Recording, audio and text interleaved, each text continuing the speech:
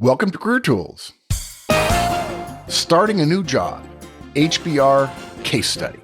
Part 1. This cast answers these questions. What should I do when I think I've made a mistake with a new job? What should I do when my boss doesn't seem to want to talk to me? What should I do when I just don't have time for a new member of staff? If you're a manager, obviously. If you want to answer these questions, stick around. Here we go. 2020, am I right? Are we all glad it's over? Yes. And I'm not sure if 2021 is going to be any better, but I do know it will be better with manager tools and career tools in your pocket. Buy a personal license and you'll have access to the show notes for every podcast we've ever released in the free feed. And you'll be ready to deal with anything from assigning tasks to hunting down zebras.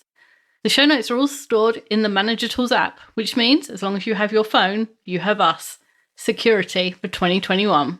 Go to manager-tools.com and look for products in the menu bar. Okay, Wendy. So we have an unusual cast this week, and that's partially why I'm joining you. Yes. This guidance is different. We're going to take an HBR case study that both you and I have read and found frustrating and walk you through the guidance we'd give the employee and the manager if they were part of our community and they asked for help. If you don't know, the way Harvard Business Review case studies work, folks, is a situation is presented. Could be management, could be marketing, could be finance, could be anything. And then two experts are asked to weigh in, and typically they take opposite sides of an argument.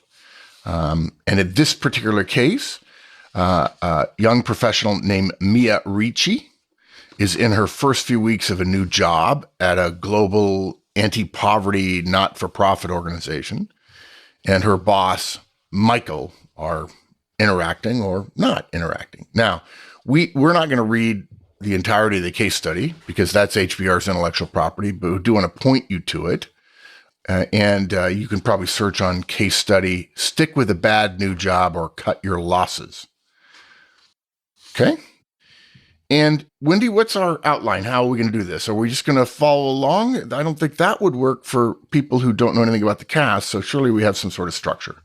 Yeah, so I've divided it up. We've got the things that happen on Mia's first day, then her second day, and then there's some information about what happens in her first month, and then it all sort of goes awry. She calls HR, so that's our next section, and then the last section is what should she do, or what would we tell her to do at the end of that month? Yeah, not should, right? There are some rare situations of should when something grossly unethical has happened, but usually it's we don't use the word should. It implies a moral imperative that usually doesn't apply to management. Okay, so Mia's first day. Yeah, so the case study begins by describing her first day at a new job. She arrives early, which is a good thing to do on your first day. And she's disappointed because the receptionist doesn't seem to remember her. She'd interviewed at that building before and met the receptionist and thought they had a good rapport. And this person doesn't seem to remember her on Monday morning. He doesn't smile at her, doesn't seem to know why she's there. And the case study says Mia had been in the building for less than 5 minutes and already she felt discouraged. And I just thought, wow, discouraged is a really heavy word for less than 5 minutes. Yeah. Now, what I would say is that's probably a hook for the writers of the case study. This didn't actually happen, and nobody probably, maybe some people would feel discouraged, even if they chose a softer one, though. That seems a little, that's, in my opinion, that's an overreaction.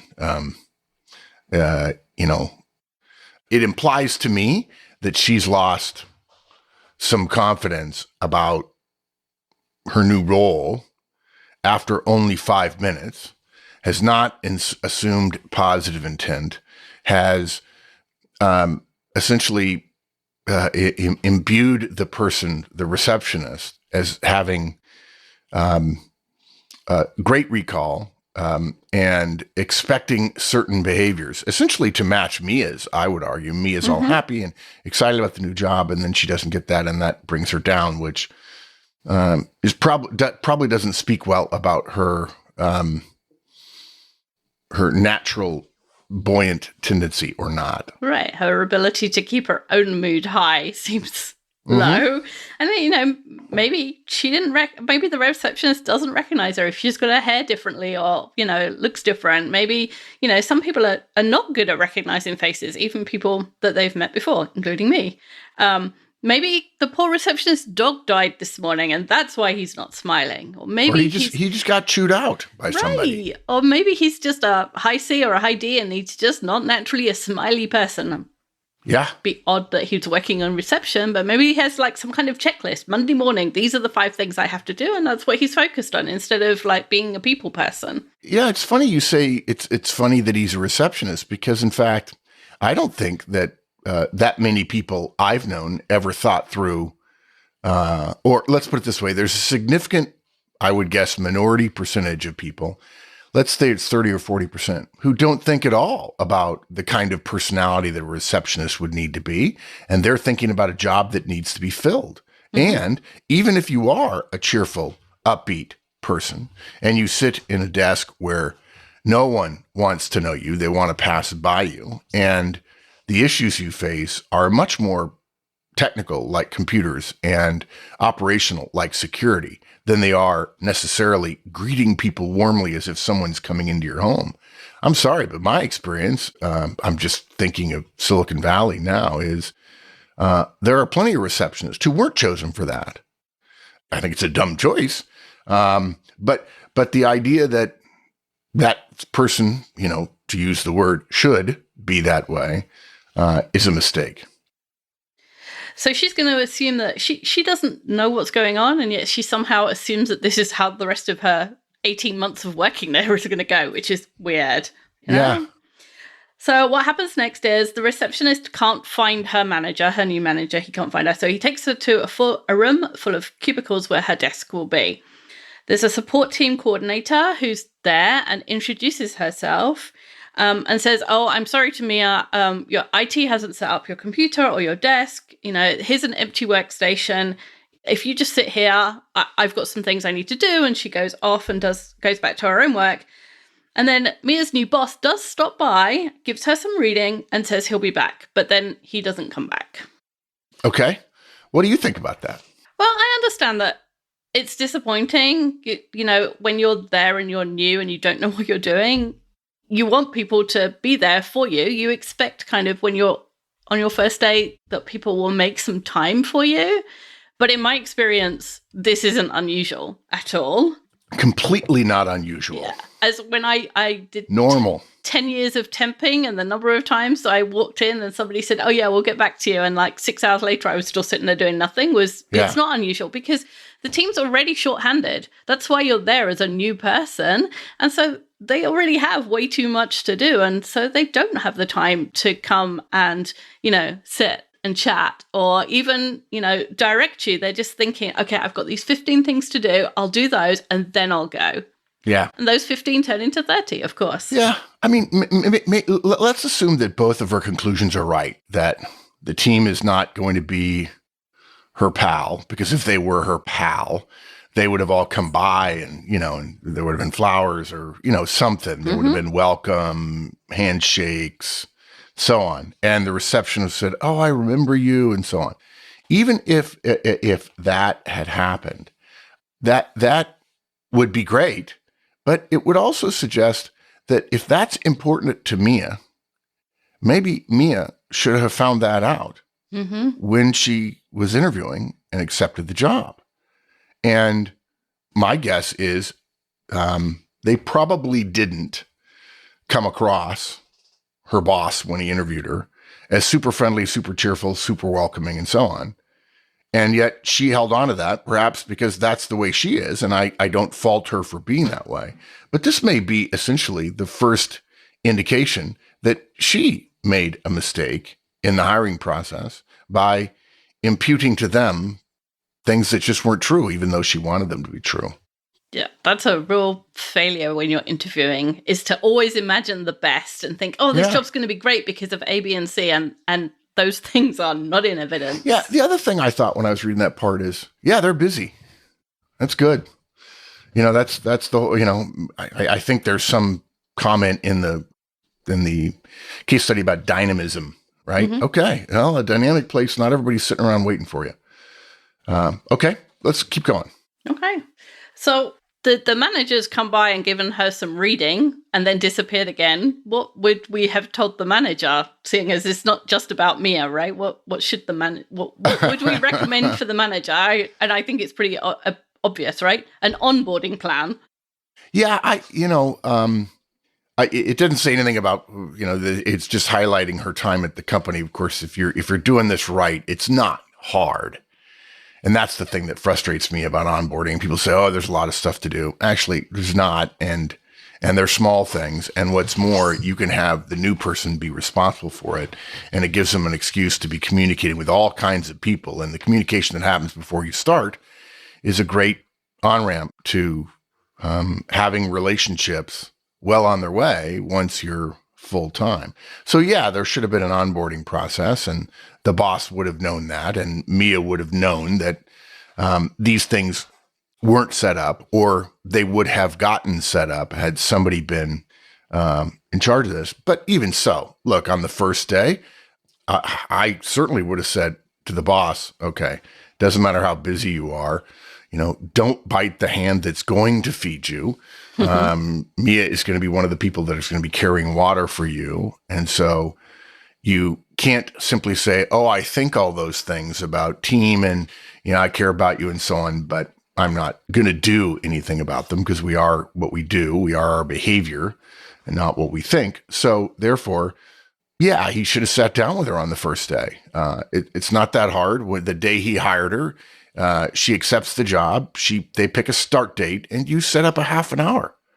I mean, that's pretty low on the requirements list. Imagine then how hard it will be to get any time with him in the future. Now, look, there are some people who don't need a lot of time with their boss, but I would have said, yeah, absolutely. You've got to have a first meeting with your new direct. We have an entire series on that. I would say he would have another meeting with her in a week, talking about what she's going to experience and what he expects and what culture he wants to inculcate among the team, what she'll see, what she'll hear, what he expects is regarding communication and, team behaviors and so on. I'll also say something else. I'm getting a little ahead of myself, but, she says she's disappointed, right, that people don't have time for her. Okay. Mm-hmm. And she spends her day at this particular desk, right? Mm-hmm. Why does she feel chained to the desk? Right? That was my question. Why not walk around and meet everybody? Hi, I'm Mia. I'm new. I don't know what I'm doing yet. Anybody know anybody about anything? Look for look for the person who's got cookies on their desk. That's the high S who wants to talk to you, right? Look for the person who has lots of photographs in their cube. That's the high I. They want to talk to you.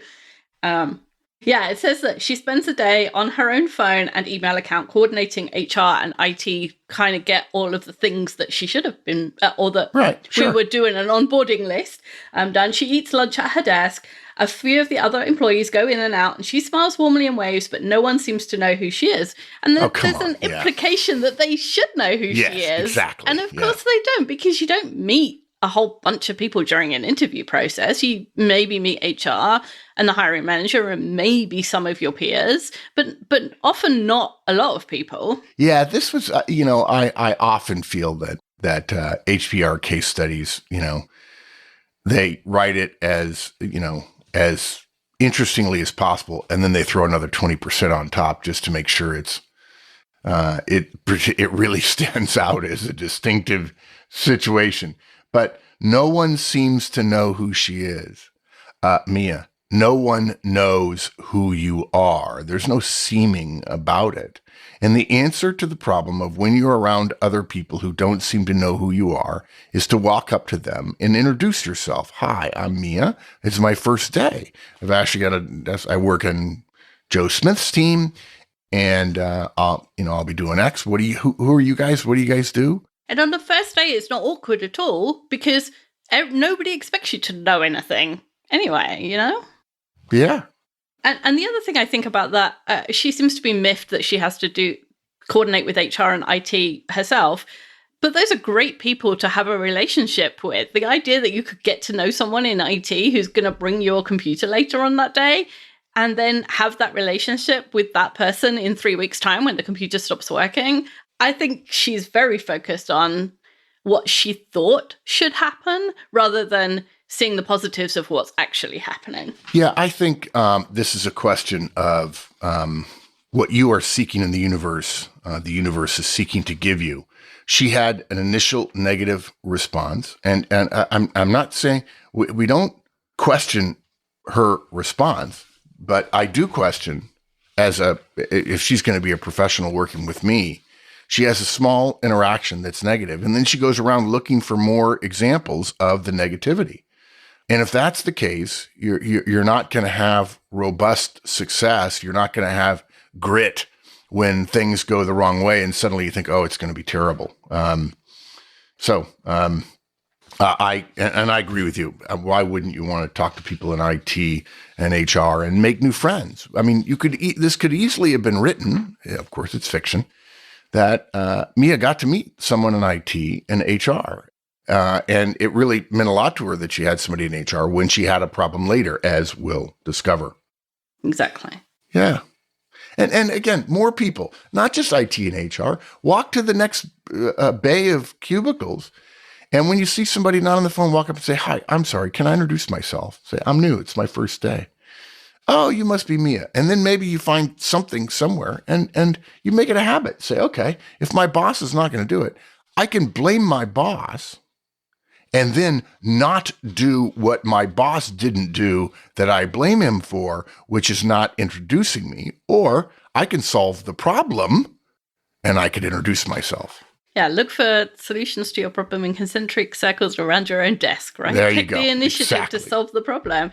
She could have, even if there's no break room, there's probably a water cooler that she could stand next to and introduce herself to the next person that comes by. She could have talked to the support service person or the receptionist when it was time for lunch and said, "Hey, what do you guys do for lunch around here? May I tag along?" And, people don't say no to those questions. Yeah. Look, we have guidance.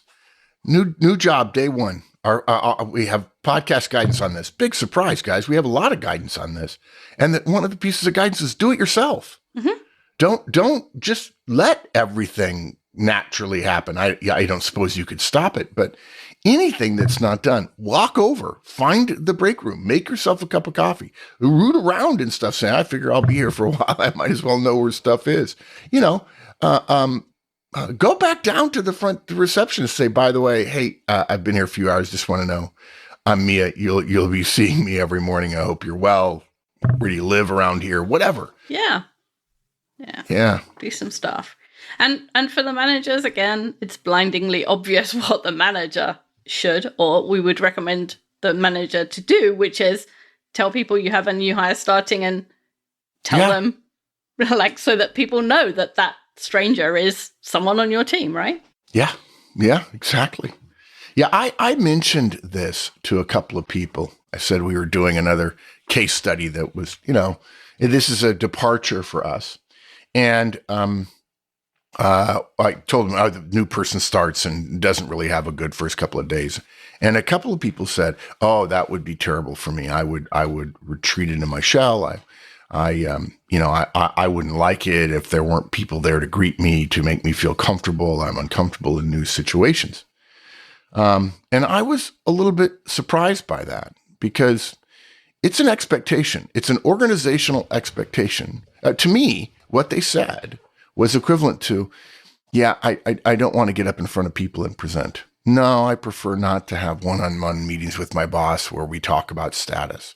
No, I'm not comfortable being the point person with a customer." Or no, I don't think that if my work is under par, that my boss should sit down with me and go over it. All of these things that I just mentioned are maybe a discomfort for some people, but are absolutely low-level, normal expectations of any reasonable professional. If on your first day, none of this stuff goes right. It is an expectation of, it is a reasonable expectation, and failure to do so is a failure to meet expectations. And it is not a defense to say, I'm uncomfortable doing that. It's not. If organizations were built around people's comfort level, we would still be living in the Stone Ages. Yeah. And nobody likes walking into a room full of people that they don't know or really, well, no, I guess some people do. But, Some people do. a lot of people are uncomfortable with that. And because of that, if you do that, if you were Mia and you walked up to someone and said, it's my first day, I don't know anyone, can I introduce myself or something? Because a lot of people don't like doing that either, they would bend over backwards to then try and make you comfortable. Yeah.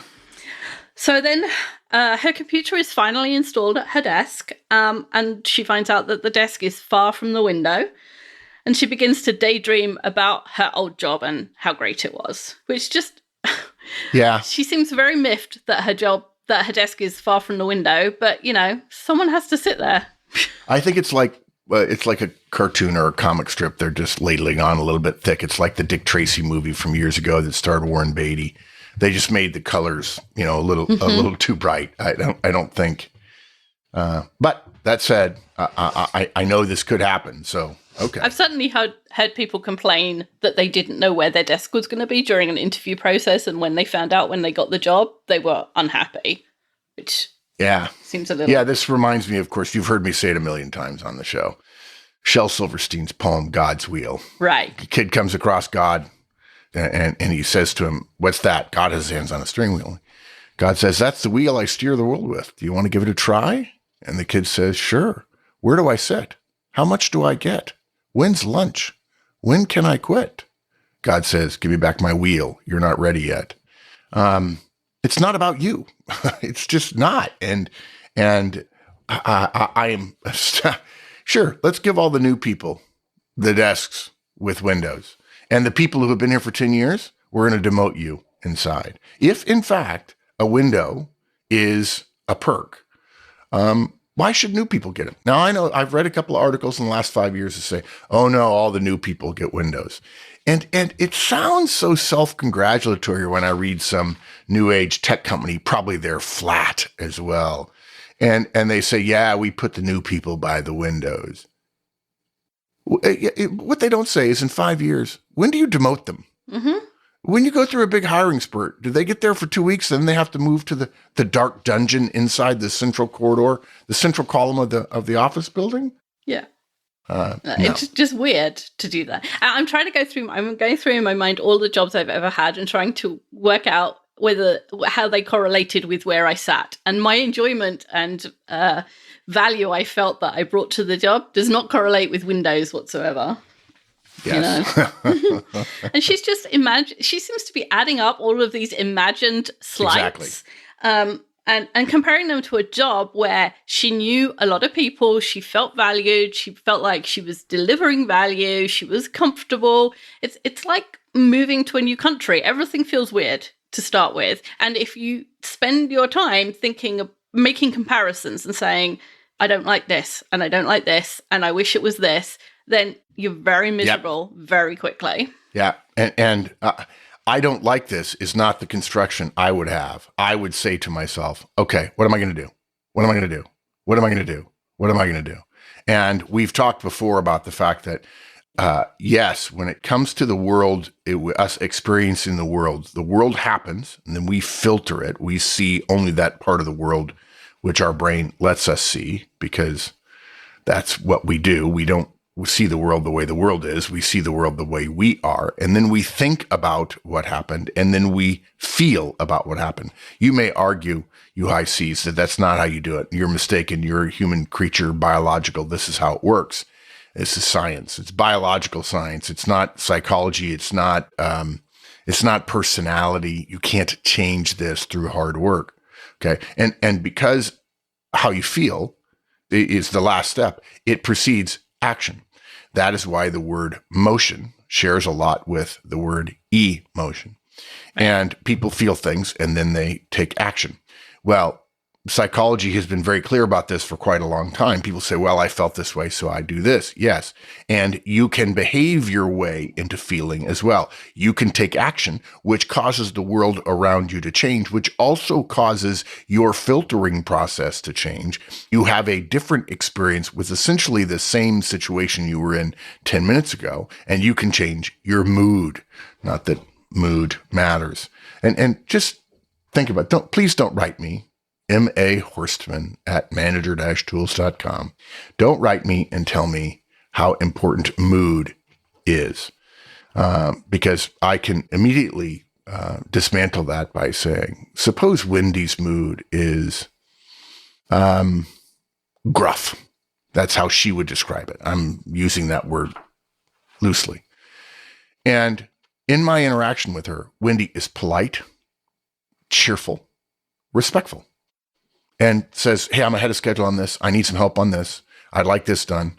Hey, I want to update you on something that happened last week. In my opinion, that's a great interaction. And then she says, how's your family? Okay. Now, does her mood matter? Or are you going to tell me that she is not in a gruff mood because she didn't behave as if she was in a gruff mood? And how long does she have to behave in this respectful, kind, team-spirited kind of way before you say, okay, she's wrong. Her mood is not that. So yeah, she's allowing it to affect her mood. And the answer in that situation is behavior. And as you say, right, it's her job to take responsibility, right? It's when there's an interaction between two people, how much responsibility is there to go around? Some people would say 50-50. I would say it's more like 100-100, but regardless, Mia seems not to have taken responsibility in this situation. Which is a bad sign. Yeah. So why do you think... Can I just say one more thing, Wendy? I'm sorry. I would encourage you guys in this situation, and beginnings are delicate times, and we want to be... we know there can be bumps in the first day, first 90 days even. But think about this for a minute. Put together our guidance on the onboarding cast and also our guidance on what your boss should be doing, and take responsibility for the effectiveness of your own first 90 days. It wouldn't be hard at all. Heck, if you're a licensee, you can download the onboarding checklist and you can go through it, delete a bunch of stuff. I think there's like 200 tasks in there. Delete a bunch of stuff, modify it a little bit, put it into a spreadsheet, and it could be a daily reminder kind of thing. And okay, your boss isn't going to take responsibility for it. Are you going to sit there for 30 or 60 days, 90 days, have a bad experience, and simply sit back and blame your boss because she had 55% of the responsibility and you had 45? I'm sorry. I won't feel sorry for you if it doesn't turn out well. Okay. You're in a foxhole. Things are bad. Do something about it. Or maybe after 90 days, you discover that finally they tell you there's something personal going on that was, making them be a bit bad manager for that 90 days. And then how bad do you feel that you've just made their life worse at work, So why do you think managers put off onboarding? Because I feel like that's something I've seen a lot. Oh, gosh. Let me count the ways. Isn't that Shakespeare? I think so. Yeah. How do I love thee? Let me count the ways. So I just thought of Shakespeare because I quoted John Donne the other day in Things I Think. I think it's a myriad of things. Fundamentally, it goes back to the high D, C boss, high D, high C disc language folks, the logical, linear, rational, factual boss, who's not that interested in people, who prefers not to be alone all the time, but prefers alone time to party time. And they just don't value people. They see people as work productivity units and not people, not entities with souls and emotions and value beyond their productivity if they feel engaged, connected with, trusted, and so on. There's an enormous additional well of potential in all people if we can create an environment that is both respectful of them and of the organization. And one of the problems right now in the corporate world is too many corporations are turning over their culture to the feelings of individuals. I'm not suggesting you should coddle someone who says, well, that person made me feel a slight. In fact, recently we were working with a client, and they said they asked us a question about the feedback model. And we said, regarding giving feedback to their boss, and we said, we don't recommend that. We understand that some corporate cultures actually recommend that. We don't. We have lots of data. I mean, lots of data, not anecdotes, actual data that directs who give feedback to their boss. And just for the record, if you don't know, guys, I'm not suggesting they would use the feedback model, although we have tested that and it turns out poorly as well. But if you are you don't tell your boss what you don't like about what they're doing, and if we told them that we don't recommend that, and someone in that firm said, "Oh, I can't work with these people. I feel triggered by this." Now, I mean, in the management world, that's simply a difference of opinion. This culture said that, we want you to give feedback to your boss. That trend will come a cropper at some point. That won't turn out well, because there are managers there who will not take kindly to that, despite HR saying they should. But suddenly, how somebody felt, not what the organization needs and what are reasonable professional norms and customs, mattered. And this person felt uncomfortable, so therefore the client wasn't happy with us. And it's funny because all we were doing was presenting data, presenting the science of it. So some of it is the people issue for managers. They don't consider people important enough to spend time with. Some of it is there are a lot of managers in the world who think of themselves as working managers. What's funny about that is they imply that there are other people who are just managers. There's no such thing as just a manager. Every manager is a working manager. You have work to do and you have management responsibilities as well.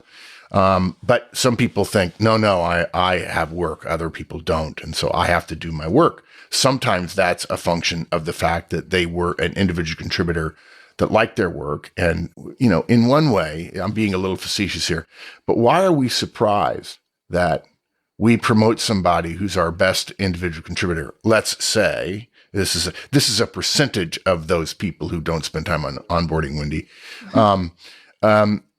Why are we surprised that somebody who is a good individual contributor in a technical role or an analytical role or just naturally not a people person, and we promote them into management, we give them a reward for being good at what they do, and then it's very clear to them that part of their job now is continuing to do that kind of stuff at a slightly higher level. Why would we be surprised that that percentage of their time spent on that kind of work expands to compress the time that's available for management? Or put differently, they just like doing that. Or put differently, the company didn't do anything to train them on how to be a manager, and being a manager scares them. They think, I'm not, I've never been a people person and I don't know what to do. Or even if you are a people person, the company doesn't tell you the basics of management. They don't tell you Horstman's middleman test. They don't tell you how to talk to your people about performance. I can't tell you the number of modules I've read from companies and from third-party vendors about how to give feedback and how to coach. And they don't actually ever say what to say and how to say it. And now coach. It's like me saying I'm about to teach you how to use a pencil, but we won't be using a pencil during the discussion. It's yes. Yeah, now coach. Regarding onboarding, I think there's also a big problem with managers, and this is not an indictment of managers. It is a comment on the state of management today, and in my estimation, the last 30 years I've been doing this. Managers think that they don't know what they're doing. They've never done onboarding before. They've heard about it. Maybe HR has told them that's our responsibility. The manager fails to realize that that's a really bad way. I mean, there's no way HR feels the responsibility that the manager does to have a fully productive person after 30, 60, 90 days. And so the HR won't do what the hiring manager would or could do if he or she feels that responsibility. They don't know what should be in onboarding. And there are plenty of managers who believe that success is the absence of failure, that that avoiding being wrong is the same thing as being right. And of course it's not, because one way to avoid being wrong is to do nothing. And they also add in what I think is a wry sort of commentary. Well, nobody did it for me, and look how I turned out. Of course, as a manager, you can't say that. Well, you can say it. But, part of being a manager is accepting responsibility for being the leadership of the organization. That's what role power is. It gives you the ability to speak for the CEO. There's a cast about that.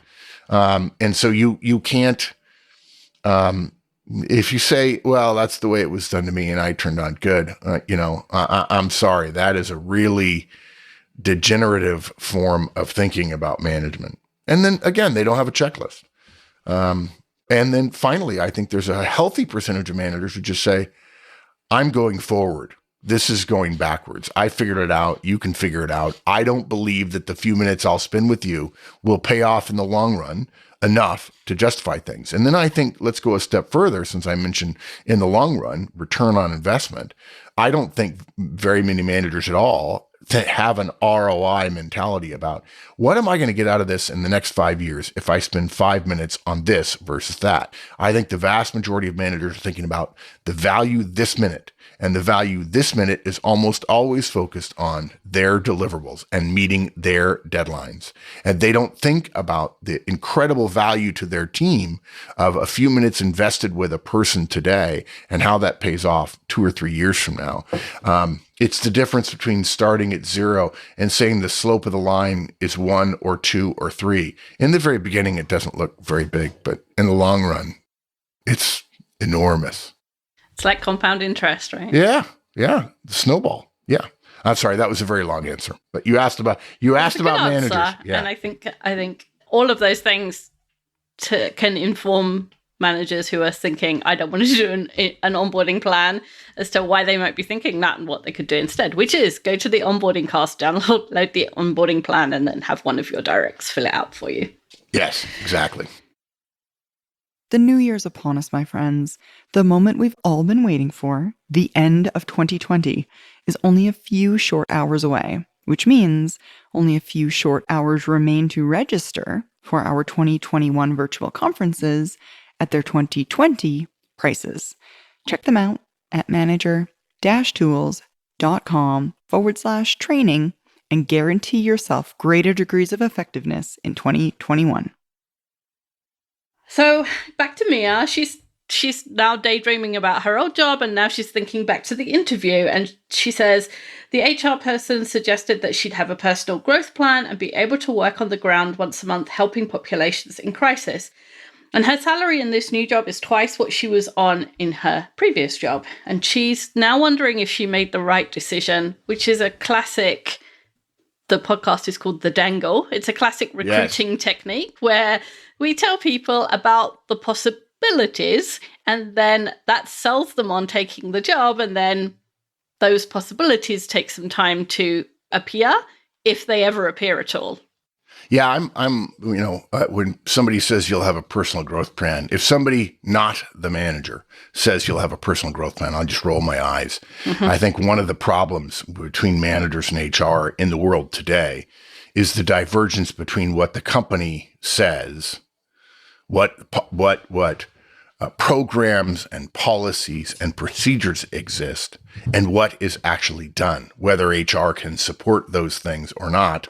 And HR, as much as I love them often, they're guilty of flavor of the month. And, there's an old saying, there is the law, and then there is what is done. Mm-hmm. And this is a case where the company says you're going to have this. Yeah, but nobody told the manager how to do it, or nobody acted as if the manager would be measured on it, or that they would be reviewed at the end of the year, and managers who didn't do it were going to get in trouble.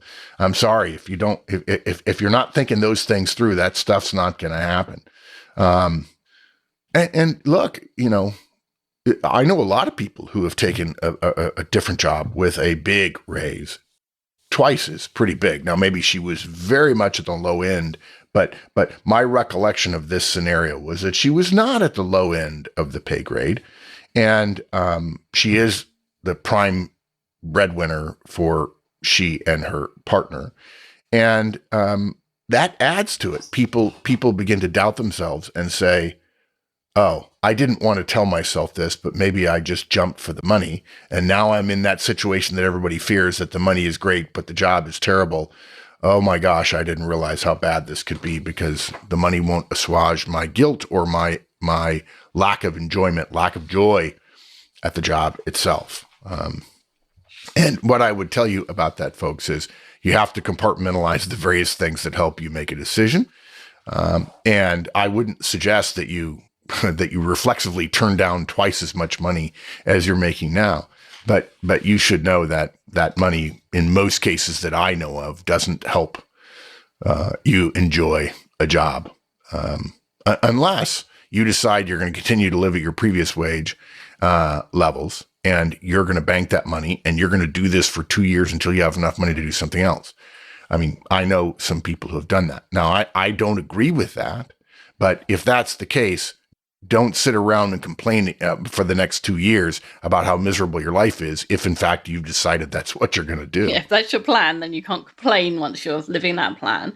Yeah. So when you're deciding on a job, you have to decide on the factors that are right in front of you, not the things that are being promised. And compare the job to what you wanted, compare the salary to what you wanted, compare the other benefits to what you wanted, but only ever think about what is right there now. Yeah. And recruiting is sales. I know people think recruiting and HR is about love of people. Say that again. Recruiting is sales. Yeah. You hear that, folks? Okay. Yeah. Recruiters have sales targets. They're on commission. They are the same as car salesmen. Even if we're talking about HR, even if we're talking about an internal recruiter, their job is to find candidates and fill positions. Their job is not to satisfy you. Now, clearly, they're not unethical. They don't want to dissatisfy you. But there's a rare few that will tell you, let me explain what you may not like about this place, because they would rather lose a couple of candidates in return for a higher retention rate. A good example, recruiting firms typically have a return guarantee. If a person leaves after a period of time, the recruiting firm, if one is used, an outside recruiting firm, they have to repay their money. Mm-hmm. Okay, there's a guarantee associated with it, but there's not one internally unless the company is measuring retention numbers. And in our experience, far too few companies measure retention. No, but they measure time to hire. So from the day the job is opened till the day someone's in seat, that's what internal recruiters are measured on. And for the record, if you don't know it, folks, the problem with that is you're measuring after the race has already started. HR and recruiting typical response to getting measured on how long it takes to fill a job is trying to find a reasonable candidate as fast as possible and then push them through the system. The solution is actually strengthening the people that the organization knows before it starts interviewing, so that you don't have to spend time looking. But nobody listens to me. No, but this is why I wanted to do this case study, because it brings out so many other things that are bigger. Yeah. And one of the things I noticed about this case study is it says that Michael only had a single phone interview with Mia. So her hiring manager only had a single phone interview with the candidate, and she seems to have had a better relationship with the HR recruiter. And so hopefully that person interviewed her more thoroughly. But for managers, I feel like that's a cautionary tale. Don't let HR do your recruiting for you. Even if it saves you time, it's just... Yeah. I mean, it's the path to hell. Yeah. Folks, don't get us wrong. We don't think that Mia's having a good situation. We think she's overreacting. we're still on the first day, or are we in the first month? Yeah, we're in the first day still. Yeah, we're in the first day. So we're not saying that what's happening to Mia is good, or she should be like, this is fine, right? With the picture of the dog with the flames in the background. Because a boss that only does one phone interview and then doesn't spend any time with you, there's a pattern there, and he's made some mistakes as well. So yeah, absolutely. A single phone interview. We recommend multiple interviews. We recommend your peers. If you're a manager, you have your directs interview person. And I can't tell you the number of companies that have sent people to our effective hiring manager conference, and people immediately say, oh, we can't do that. We can only do one interview, blah, blah, blah, blah. And then there's 2 or 3 other people in the room say, I don't understand. We all have multiple interviews. We have 4 or 5 interviews. And the other person looks and says, well, how do you do that? Well, they're going to be there for the day, so we take an hour. Oh, we're all too busy for that. I mean, if you're too busy to try to solve a problem the way the best organizations in the world have been trying to solve that problem, then you're going to continue to have that problem. If you're suggesting, I want to keep doing what I'm doing now and get different results, well, there's a quote about that. Delusional, yeah. I mean, the hiring manager needs to see the resumes, do the phone screens, do the in-person screens. He should get the chance to describe the role to the candidate and find out what they think of it, because the candidate is going to work for the hiring manager. They don't work for HR. And if he did only have one phone interview, it is possible that she's the wrong hire, in which case absolutely. He's lying in a bed of his own making. Mm-hmm. And if she's the wrong hire, that's bad for her too. Mm-hmm. I mean, yeah, even though she's making more money. Right. Okay. So at the end of the first day, Mia tells her boyfriend it was a disaster. She says, it's so weird to have no official welcome, no onboarding, no real assignment. I've spoken with Michael only twice, on the phone during the interview process and very briefly this morning. You'd think he'd want to at least have a conversation with me on my first day, which I want to tell everybody that's super unusual, super weird. This never happens, but actually it does. All the time. Wait. You're saying that what Michael did isn't super weird? Yeah. I would argue super unusual. It's not super unusual. It's not unusual. It's absolutely par for the course. Mm-hmm. Come back down from cloud 25. Stop living in fantasy land. This is the world. Okay. That if wishes were horses, beggars would ride.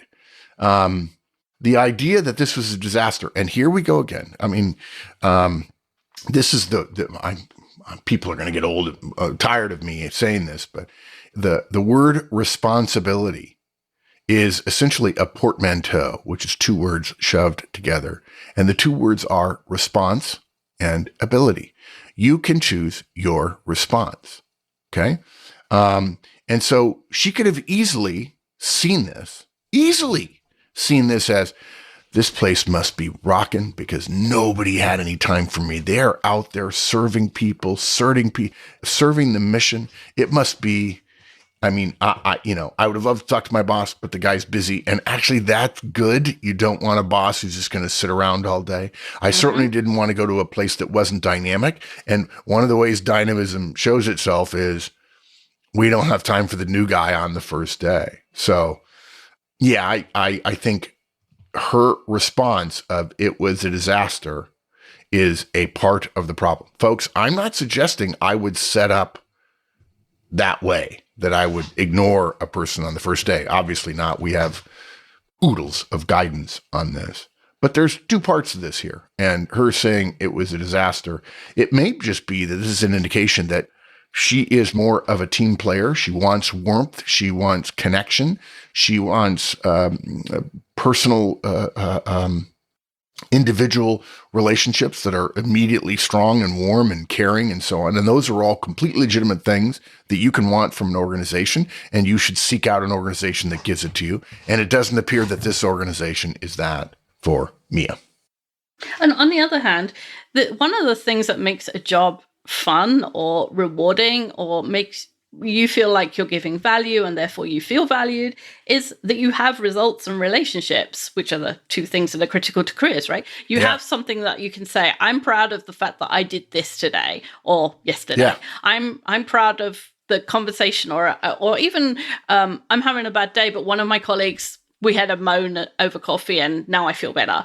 And she has none of that because it's her first day. She has no results because she hasn't done anything. She has no relationships because she hasn't met anybody. And therefore, the idea that she would be having a good time on her first day is just ridiculous. Yeah. And look, maybe she's comparing him to the ideal manager. And unfortunately, he's like the rest of us, not ideal. The whole point of literature is man is not God. And he's just your normal, overwhelmed, inefficient, ineffective, deep down inside, fearful manager who knows that he doesn't know, she doesn't know as much as they want to. And they look around and they mistakenly believe that other people are thinking and doing and knowing because they're knowledgeable, and they're not. Exactly. Yeah. The first 3 months in your job are nothing. So don't assume that a bad manager is a bad manager, right? And folks, and just to be clear, we have guidance on this particular issue, but it wasn't based on this much fun of a case study. It's called I Hate My New Job.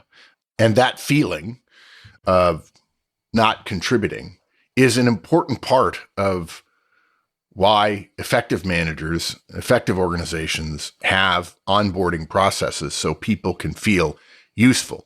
And that feeling of you're not quite part of the team until you're working as much as the rest of the team, we want to collapse that as much as possible. We want that to be as short a period as possible. And yeah, that's one of the reasons why this isn't going well for her on the first day. So if you ever find yourself in this situation and you don't want to re-listen to this cast, you can listen to our guidance about what you should do relative to hating your new job. Yeah. And for the manager, it would have taken a minute to say, do you know what? This morning blew up.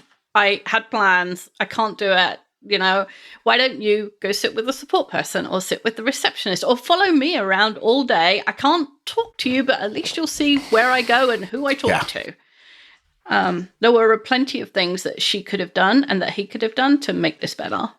Yeah, it's a statement against interest. I'm sorry. I planned poorly. I didn't connect that your first day being today would align with this other thing that was scheduled for today, and I should have seen that.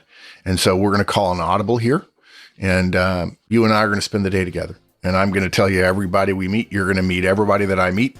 And when I'm working, I'm going to slow down and explain to you what I'm working on. And it will probably not be an ideal first day, but we'll get to know each other a little bit better. And you'll see what kind of frenetic pace we have around here. Exactly. We should stop here because that's the end of the first I've been day. Talking forever. Yeah. And we can start on the second day in the next cast. Yeah. Okay. Folks, come back next week. More good stuff to come.